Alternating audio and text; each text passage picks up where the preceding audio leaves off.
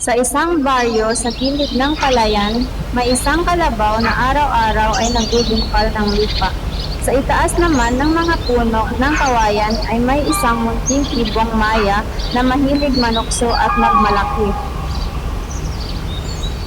Kalabaw, Wika ng maya habang pumapailan lang hangin. bakit ka ba nagpapakahirap sa init ng araw? Kung marunong ka lang tulad ko, lilipad ka at iwas sa lahat ng hirap. Tahimik lang ang kalabaw.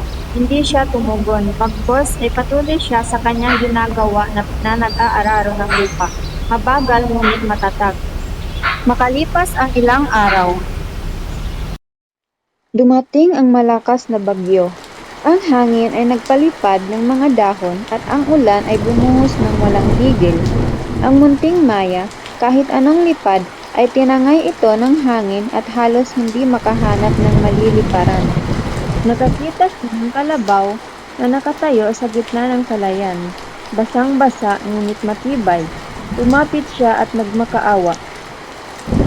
Kalabaw, maaari ba akong sumilong sa ilalim ng iyong likod?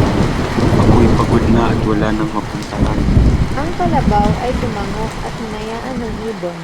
Magdamag silang magkasama, ang maya ay naging ligtas sa ilalim ng matibay na katawan ni kalabaw.